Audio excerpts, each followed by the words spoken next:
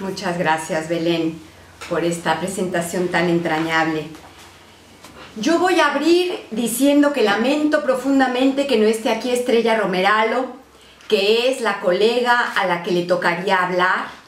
Lamentablemente, por cuestiones personales, nos ha llamado temprano diciendo que no iba a poder estar aquí.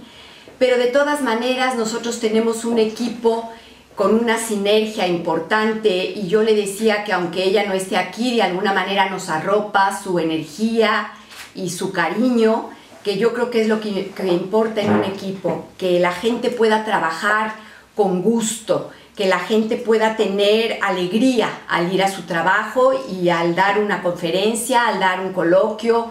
Salir contentos es parte, creo yo, de un placer y de una satisfacción que es lo que permite que uno continúe en este arduo camino de los intelectuales y los artistas que, como ayer decíamos en este auditorio maravilloso de Torrijos, cada vez es más difícil en este mundo ser intelectual o ser artista, porque no da de comer, porque a la gente no le interesa y porque es muy complicado. Y no obstante, aquí estamos y aquí seguiremos porque a eso pertenecemos. De alguna manera, cada uno en su recorrido analítico sabrá las causas, pero aquí estamos agrupados en esto que es cada vez menos acudido y que hay menos gente interesada. Pero seguimos adelante y con los que estemos, eso nos da para continuar. Así que bueno, yo doy una disculpa de parte de Estrella Romeralo que no pudo estar aquí. Ustedes deben de tener su texto. De todas maneras, yo le comentaba que yo iba a hacer algunas alusiones precisamente al texto sobre el cisne negro, que es de lo que ella escribió en el libro de Mecanismos de Defensa en la Psicosis y que me va a servir a mí para hablar del tema que yo he preparado para este momento. Aquí tengo el libro de Mecanismos de Defensa en la Psicosis, que es el libro en el que nos hemos basado para este congreso. Un libro que surgió como una idea el año pasado, se ha publicado precisamente en este 2018 y lo hemos llevado ya a presentar a varias ciudades, incluso allá en México. Yo estoy casi segura que nuestros colegas José Eduardo Tapan, Daniel Sánchez Castro, Luciram Laguna, Andrés Hinojosa, Natacha Carreras y toda la gente del equipo de Lapsus de Toledo, si alguno de los que nos está viendo en este congreso desea adquirirlo, estoy segura de que lo pueden comprar allá en México. Y bueno, pues como yo les decía, voy a abrir hablando de psicosis. Mi texto se llama En busca de la carretera principal. Yo le puse este nombre porque a mí me pareció muy interesante en una ocasión que yo fui a escuchar una conferencia en París cuando estaba yo haciendo mis estudios allí. Fui a escuchar una conferencia de un psicoanalista muy interesante que lamentablemente ya falleció y que se llama Serge Coté. Serge Coté en aquel momento pertenecía a la Escuela Freudiana de París y era el director de mi tesis, de mis estudios en la Universidad de París 8, donde yo estudié psicoanálisis. Él dio una conferencia sobre psicosis. Yo tenía mucha transferencia con este hombre a nivel laboral. Me gustaba mucho la manera como él hablaba, porque aunque no sabía una sola palabra de español y yo acababa de aprender el francés, había algo en la manera como hablaba que me era fácil entenderlo, porque hay algunos franceses que hablan más fácil que otros. No sé si es porque pronuncian más lentamente o porque no hablan con argot, pero él hablaba y yo le captaba. En esa conferencia que él habló de la psicosis, habló precisamente de las carreteras. Dijo que en algún momento Lacan había tomado la idea de la carretera principal como algo que tenía que ver precisamente con el nombre del padre. Es decir, la carretera principal en un sujeto sería lo que le permite en la estructura sostenerse y poder llegar, digamos, de punto A a punto B en una línea recta, la carretera principal. Pero ¿qué pasa si un sujeto carece de la carretera principal? Pues esta es una manera que yo creo que es interesante de entender cuando no está registrado a nivel simbólico lo que nosotros como analistas entendemos como el significante del nombre del padre o bien la función paterna. Resulta que no tengo carretera principal. Yo quiero ir de A a B, pero no hay carretera principal. ¿Qué hago? Pues entonces el psicótico intenta encontrar carreteras secundarias. Al no haber carretera principal, busca otros caminos que le vamos a llamar la suplencia. ¿Qué es la suplencia? La suplencia, dicho de una manera fácil, sería algo que permite que te comportes de manera adecuada ante lo social, digamos así, que te estabiliza, que permite que no te salgas del control en la pulsión, que no te vuelvas loco, que haya cierta estabilidad. Esas carreteras principales permiten que muchos psicóticos se mantengan equilibrados y hay diferentes maneras de tener esas carreteras secundarias que no son la carretera principal porque no hay. Entonces la buscan, pero no la van a encontrar nunca porque no está registrada. A veces los psicóticos se preguntarán por qué otra persona puede llegar del punto A al punto B de una manera más rápida.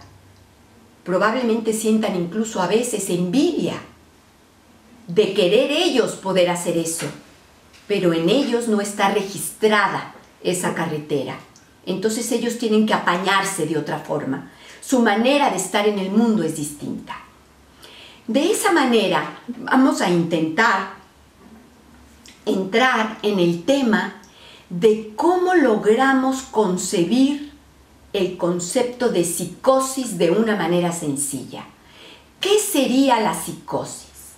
Si ustedes acuden al diccionario de Roland Chemama, van a ver que él nos va a decir que la psicosis es cuando un sujeto vive una realidad que no es como la de todos los demás.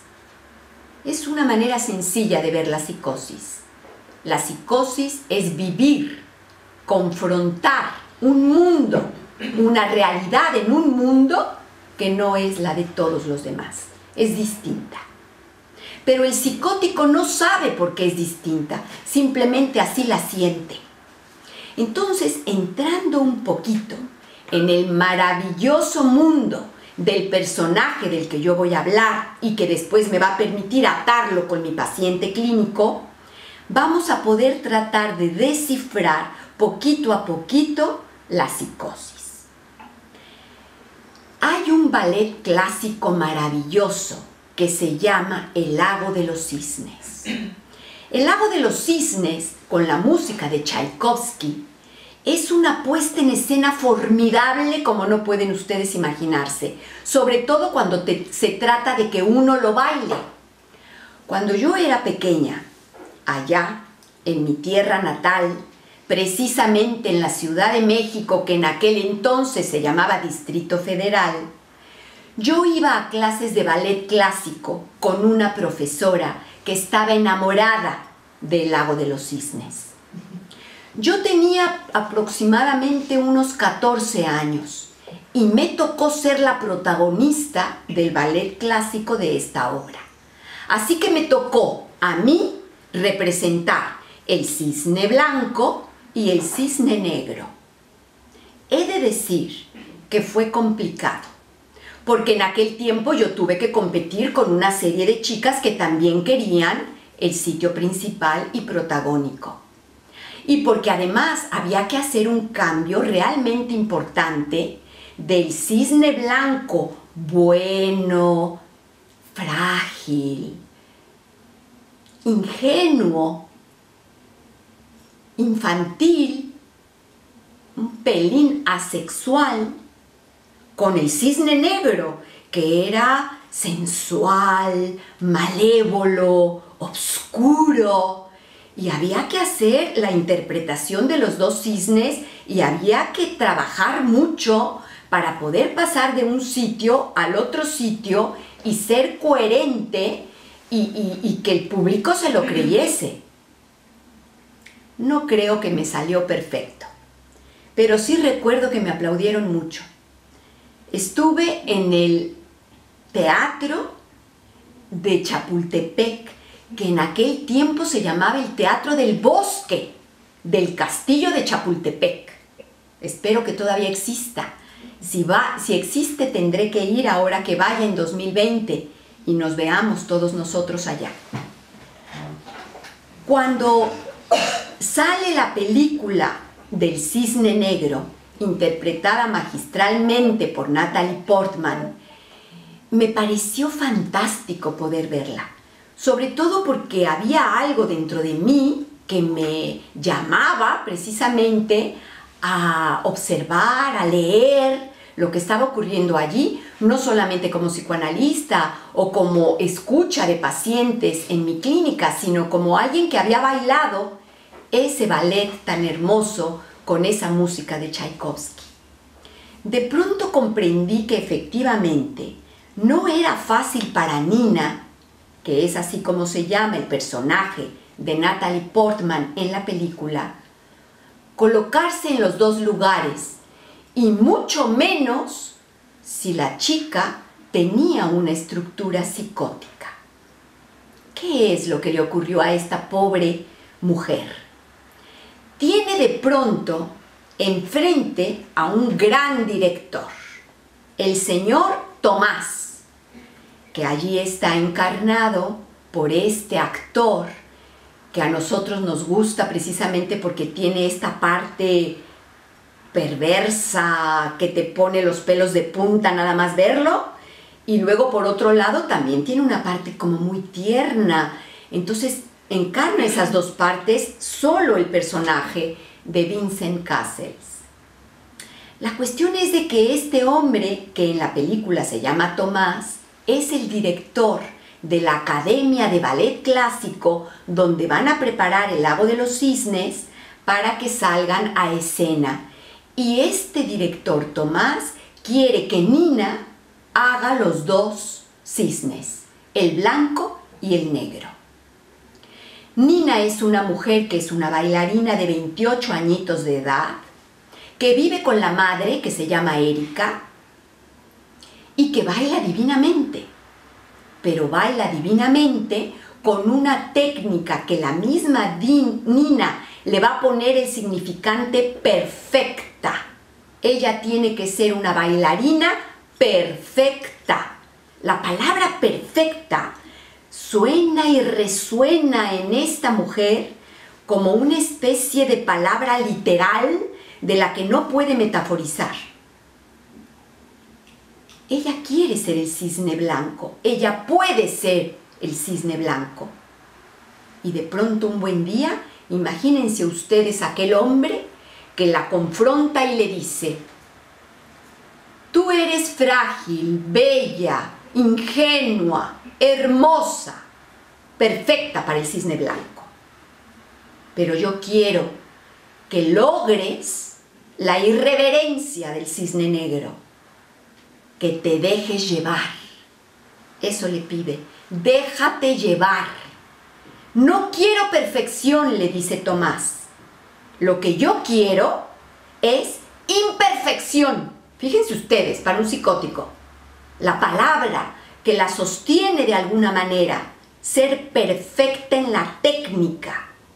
De pronto viene este hombre colocado en el lugar del amo, con un mandato, casi es un imperativo categórico: déjate llevar. Tienes que hacerlo de manera visceral. Tienes que hacerlo sin técnica. El cisne negro no tiene técnica. El cisne negro es sensual. Y entonces le dice: ¿tú sabes lo que es ser sensual? ¿Acaso alguna vez te has tocado?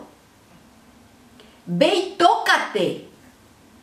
Porque ¿quién va a querer follarse a una mujer como tú? Nadie.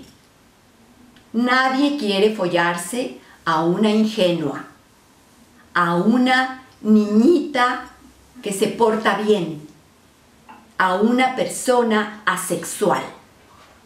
Tienes que sacar tu sexualidad femenina. Mastúrbate y mañana que vengas, sacas tu sexualidad femenina.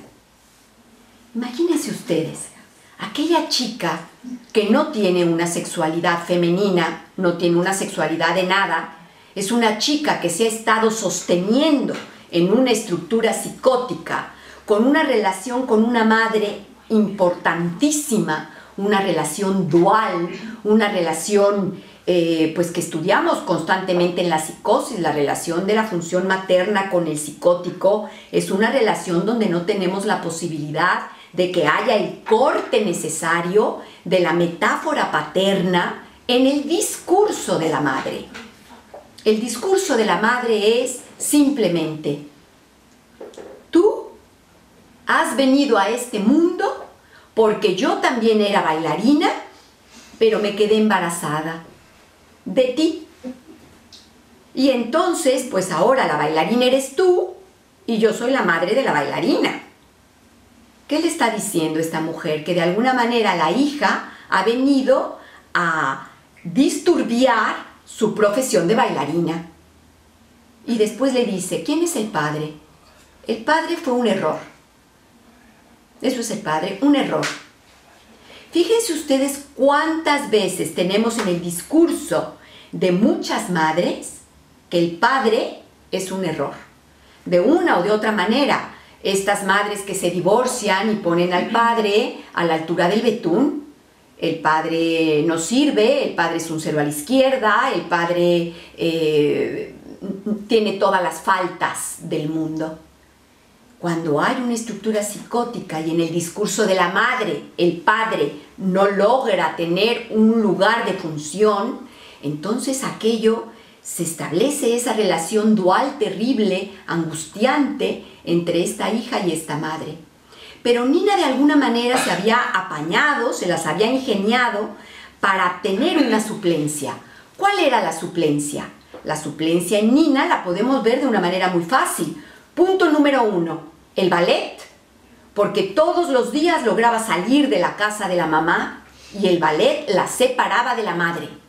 Fíjense qué importante era su actividad, era lo que la extraía de las garras de la madre y salía al ballet. Claro, la madre la dejaba porque el ballet era algo que la madre quería que hiciera su hija. Punto número 2, ese significante de soy bailarina le daba una identidad importantísima para un psicótico a nivel de la suplencia. Soy bailarina. Fíjense ustedes, vamos a poderlo hablar, cuántos alcohólicos, gracias justamente a los grupos de alcohólicos anónimos, logran suplencias cuando tienen estructuras psicóticas, simplemente cuando se pueden identificar con un grupo, con una masa y decir: yo soy fulano y soy alcohólico. Ya tenemos ahí el significante que te determina de alguna manera y que permite que la estructura psicótica no tambalee. Y la tercera parte de la suplencia era precisamente la palabra hacerlo de manera perfecta. Para Nina, todos los días era un reto para llegar a la academia y bailar de manera perfecta. Ella tenía que ser perfecta. Y de pronto, todas estas suplencias que serían las carreteras que están alrededor de la carretera principal, de pronto se le desestabiliza todo este orden con este amo que le dice: olvídate de todo eso, porque tú tienes que representar al cisne negro también, y para ser el cisne negro no puedes ser una bailarina perfecta, no puedes tener una técnica perfecta, tienes que dejarte llevar y tienes que sacar otra cosa. Pero es que Nina no logra entender qué es esa otra cosa, porque carece de ella. Entonces empiezan a venir las alucinaciones, empiezan a aparecer los síntomas de lo que podemos llamar antes del brote psicótico. Empieza a haber formaciones extrañas en ella que uno puede dar cuenta cuando tiene la escucha en pacientes en clínica que llegan a tener ese tipo de síntomas, de formaciones, porque algo ha ocurrido que les ha desestabilizado la suplencia con la que hasta entonces estaban viviendo. ¿Qué ocurre? Lo que ocurre es que ella no quiere dejar la oportunidad de ser la protagonista y de representar también al cisne negro. No puede decirle no a este gran amo. Está viviendo angustia, está viviendo, probablemente ella se da cuenta de que esto la va a llevar a desencadenarse, porque el sujeto lo sabe, a veces lo sabe. Cuando estos pacientes vienen y te dicen, estoy sintiendo como si se me derrumbara el mundo, como que se me está derrumbando el cuerpo, como que estoy desapareciendo, como que se me derrumba el ser, todo eso tiene que ver con la posibilidad que tiene el sujeto psicótico de darse cuenta de que algo va mal y de que si eso sigue así, algo puede ir a peor. Muchos sujetos psicóticos piensan que es el fin del mundo, la apocalipsis, pero en realidad es que está siendo el fin de su yo, de su cuerpo, de su mundo, de su identidad. Y eso es un poco lo que empieza a pasarle a Nina. Pero ella continúa porque tiene deseos de hacerlo, tiene deseos de satisfacer a este amo que ha llegado allí en ese lugar en donde a ella le interesa que esté contento Tomás. Entonces no pone límites y continúa. Cuando llega y comprende que no tiene la posibilidad de la sexualidad, aparece una nueva chica que se llama Lili. Esta Lili es una mujer precisamente que podría encarnar de una manera perfecta al cisne negro, porque es una chica muy sensual, es una chica que sale de bares, es una chica que se las sabe todas para seducir hombres y para digamos, ingeniárselas a nivel sexual. Entonces fíjense cómo en ese momento empieza a ocurrir lo que llamamos un delirio persecutorio, la paranoia. Nina empieza a sentir que Lili la persigue, pero ahí tenemos posibilidades de armar nuestra lectura sobre lo que implica la paranoia en un psicótico y cuándo llegan estos delirios de paranoia. Es precisamente porque Nina carece de esa sexualidad que Lili tiene que empieza a sentirse perseguida. En realidad hay una necesidad de reconocer que esa otra mujer, que en este caso es Lili, tiene algo que Nina no tiene. Hay un enigma de la feminidad que Lili tiene respuestas. Entonces, lo que va a hacer Nina, y es lo que hacen muchos psicóticos, es que va a buscar una relación homosexual con Lili. Es muy interesante porque la relación homosexual que busca Nina con Lili no es desde el campo de la perversión, ni desde el campo de la estructura realmente del homosexual. Nina no es homosexual. Ella busca tener una relación homosexual con Lili como para poder aprender, ser enseñada de qué es ser una mujer sexual a los ojos de ese gran amo que es Tomás.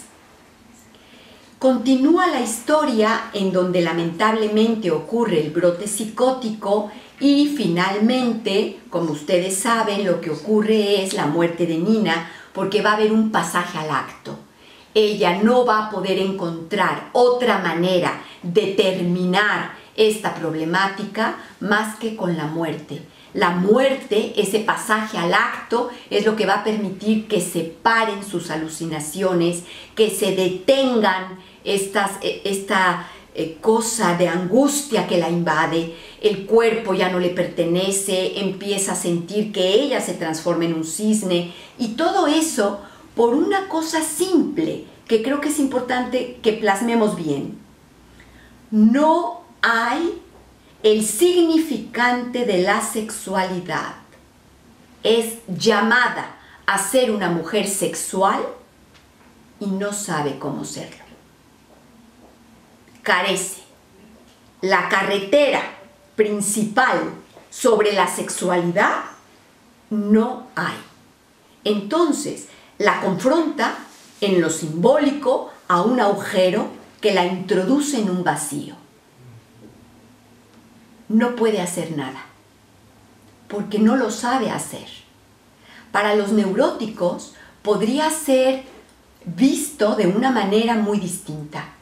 Podría uno pensar, pero bueno, no es para tanto, en fin, que haga paripé, que haga semblante, que ella intente ser sensual, aunque no lo sea.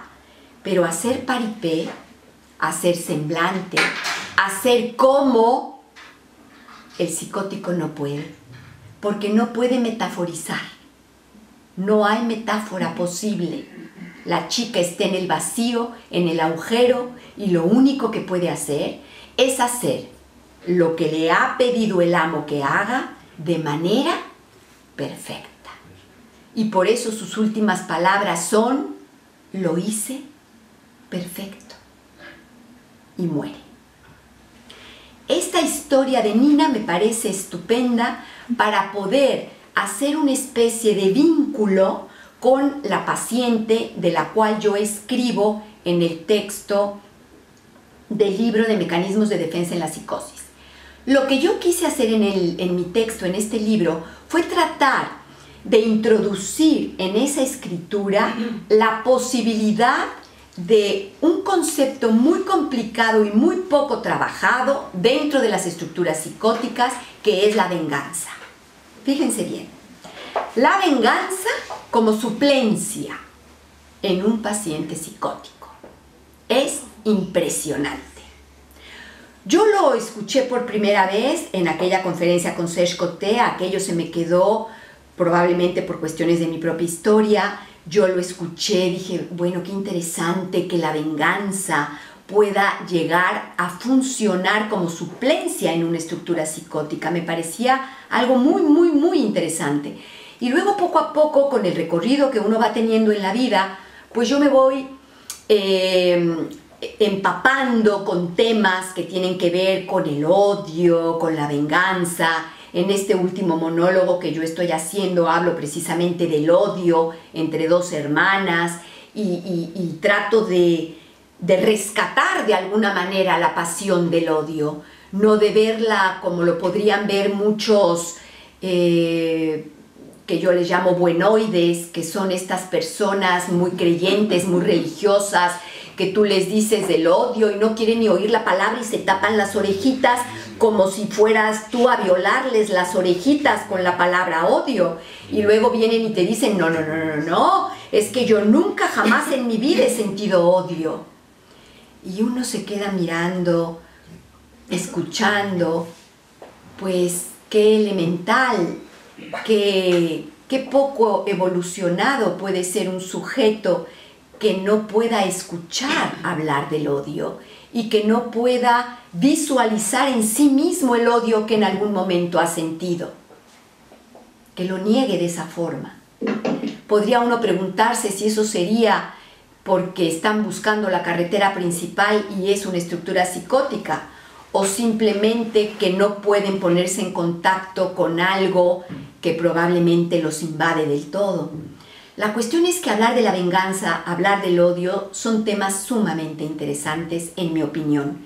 Es el lado oscuro que es importante analizar en todo tratamiento analítico. Y cuando yo escucho a mi paciente en la clínica decirme que ella tiene gran necesidad de vengarse de su hermana. La paciente de la que yo hablo en el tratamiento en este libro es una mujer a la que le puse el nombre de Marisol. Ella había estado ingresada en varios psiquiátricos aquí en España y le habían diagnosticado psicosis.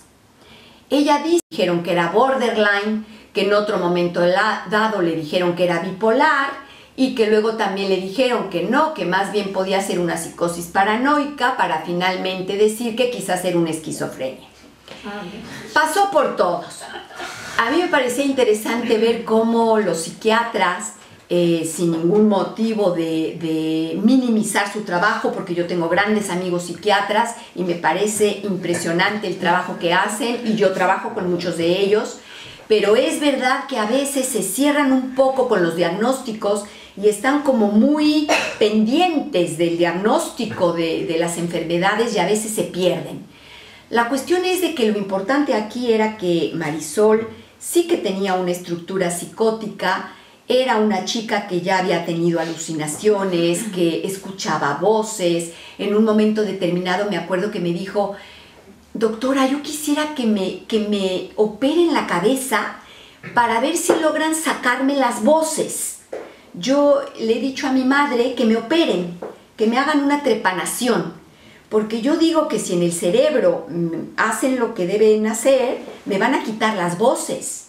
Ella estaba muy desesperada con las voces que escuchaba y sabía ella que eso no era algo normal y que algo estaba ocurriéndole. Podía diferenciar esas voces que ella escuchaba como algo exterior a ella y no como un recuerdo, como podemos tener voces, algunos neuróticos, que de repente sientes que alguien te habla, pero pues es el recuerdo o es un sueño y no es esto que realmente se te está presentificando desde el exterior y que te retorna de allí desde lo real por algo que ocurre. La cuestión es que ella definitivamente era una paciente con estructura psicótica y era importante ver de qué manera la íbamos a conducir, cómo podía hacer una suplencia con esta paciente para que no continuara en ese goce que es invasivo y desbordante. Y entonces en un momento dado me empieza a hablar de la venganza. Me empieza a decir que ella cree que existe una justicia divina, entonces allí como que me introduce ese gran otro, una especie de Dios que no le acaba de llamar Dios, pero le llama fuerzas superiores, que esta justicia divina tiene que estar allí y que ella está segura de que existe una justicia divina que va a llegar en algún momento y que va a permitir que exista una venganza contra la hermana. Yo le digo que qué es lo que necesita ella decirme de la hermana, que me comente un poco qué es lo que pasa con esta hermana. Entonces ella habla de su hermana. Me dice que la hermana es una mujer que siempre ha maltratado de manera psicológica y física a la abuela. Mi paciente tiene una relación con su abuelita que a mí me hacía mucho recordar estos casos en los que los pacientes logran tomar a la abuela como función paterna, logran como que se sostienen allí de una abuela, que es una abuela fuerte y que les da de alguna manera cierto sostén. Yo comprendía que la abuelita era una especie de función paterna para mi paciente. Era alguien importante, pero se había muerto. Y cuando la abuela murió es cuando empezó el brote psicótico de mi paciente. Así que efectivamente la función paterna había muerto cuando ella empieza a desencadenar algo del orden de la psicosis. Y luego, en el momento en el que me dice que tiene que haber una justicia divina que venga a castigar a la hermana porque se tiene que realizar esa venganza, pues entonces es cuando yo empiezo a ver que la hermana tiene un lugar allí muy importante para ella como alguien que ha dañado a la abuela. Y entonces en la mente de esta paciente había como la idea de que si existía una justicia divina que venía como un ángel castigador, digamos, a castigar a esta hermana que había tratado a la abuela tan mal, entonces como que podía creer en ello. Era como, ven, es esa parte que les digo yo, como esas carreteras que no es la carretera principal, que va por los lados, que probablemente es más larga y que tienes que hacer mucho recorrido, pero que finalmente te va equilibrando. La cuestión es de que ella estaba muy, digamos, descosida hasta el momento en el que le anuncian que a la hermana le ha dado un cáncer terminal. Fíjense ustedes, En ese momento, la paciente se anudó. Empezó a haber un equilibrio, se fueron las voces, empezó a decirme, claro, es la justicia divina que está de mi lado. Recibió la respuesta, recibió una respuesta en donde la venganza ha actuado como suplencia. Importantísimo seguir estudiando la venganza, el odio, sobre todo en el terreno de la psicosis. Yo he tenido la oportunidad de estar hace una semana en París y me he podido reunir con una colega a quien estimo mucho y que la vamos a tener pronto con nosotros allá en México, porque el próximo año de 2019 va a venir aquí a Toledo a hacer una videoconferencia, y ella se llama Claire Guillet. Y hablando de las suplencias mediante venganzas y mediante odio dentro de la estructura psicótica, yo le estaba hablando un poco de eso porque le decía que iba a tener mi congreso y que yo quería tocar este tema. Me dijo, fíjate que yo justamente he hecho un escrito, un texto sobre las venganzas como suplencias en la psicosis. Y he trabajado mucho Medea, he trabajado mucho Lolbestein, he trabajado mucho casos en donde vemos que el odio y la venganza tienen en muchas ocasiones esta función de suplencia. Y yo pensaba que qué bueno que nosotros los psicoanalistas no estamos en ese lugar de no quiero ir a hablar, porque yo nunca lo he sentido, porque la verdad es que tanto el odio como la venganza son herramientas importantes para poder escuchar la psicosis. En uno de los textos del libro, que es un texto magnífico, escrito por nuestro querido colega José Tapan, él habla precisamente de la caja de herramientas en la psicosis. Y yo quiero, para concluir, decirles que una de las herramientas importantes como suplencia en la estructura psicótica es la venganza y el odio. Muchas gracias.